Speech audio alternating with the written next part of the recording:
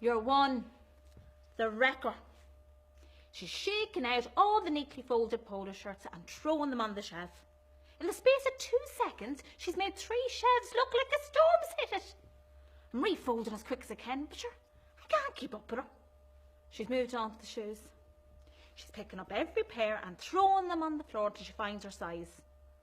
Surprised we have them. Her feet look huge. She kicks them off and leaves them at her arse in the middle of the floor and moves on to cosmetics. She squirts some hand lotion in the palm, doesn't like the smell, and puts it in with the shower gels. She tries to open a mascara with a hygiene seal on it. I tell her, use the testers, that's what they're there for. She sniggers at me and puts it in with eyeliners and then sticks a lipstick in with a potpourri jar. Stop it, I say. Oh, but she keeps moving on and mixing everything up. She's moved over to the greeting cards and starts putting baby in with birthdays. I drag the cards out of her hand and I start putting them in the proper place. Katerina, the Polish girl that works for me, comes over and tries to persuade me to go to the staff room with her. But I can't. The place in a mess. Nose wrecker lived in a gift bag. Can you not just look at it, I roar her. And she shouts back at me.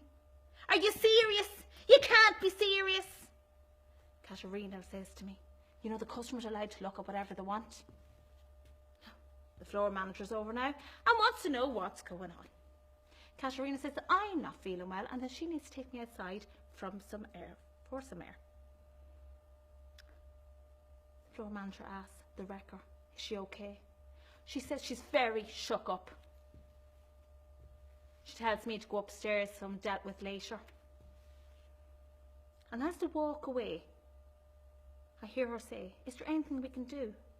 And the wrecker says, if I got a voucher, it would make me feel better. And she looks back at me, the little bitch, with a sly smile. HR board calls me in and taps a chair for me to sit on. And she walks around the desk and sits beside the big fella, Mr. Grant. I've seen him around for years, but it's the first time I've actually met him. He's wearing a nice pinstripe suit, the same one as the dummy on the second floor.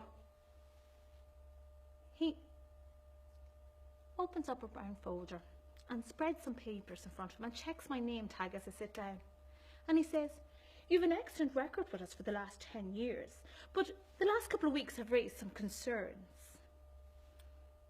Is there anything you'd like to share with us? What happened today?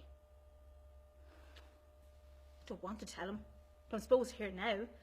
Sure, I have to tell him. She's always in. She never buys in. She just upends the place and she's been winding me up since the January sales. And do you think that she comes into the shop specifically to annoy you? I don't think it. I knew it.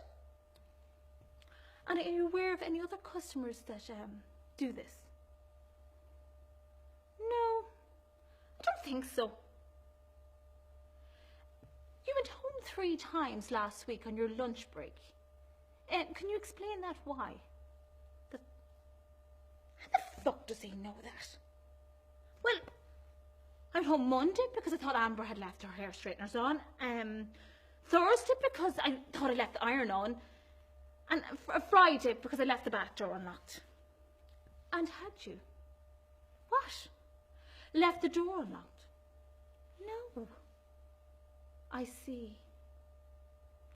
I remind myself never to mention any of this stuff in front of the girls again. Is there anything you'd like to say to us? I'm afraid to open my mouth any wider to fit my other foot in.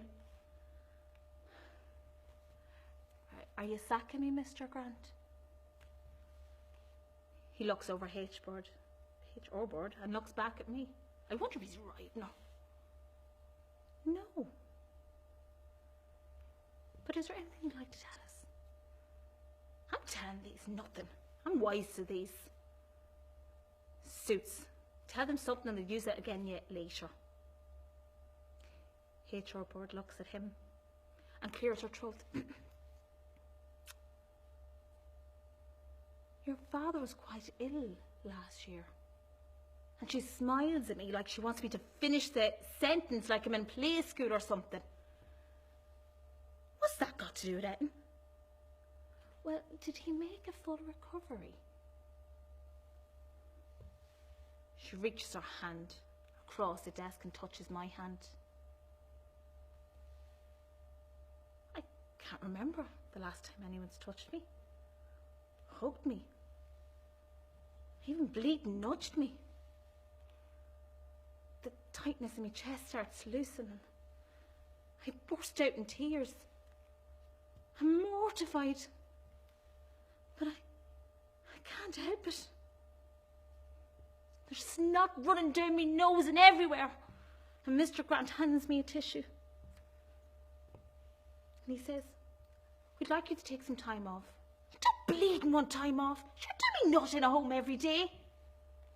Well, we need you to speak to somebody. And he hands me a card and tells me to make an appointment and that the company will take care of the bill. He has to go to a meeting and he tells HR board to take care of me.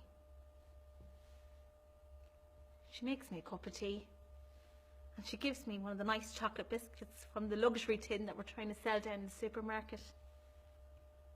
And I can take as long as I need.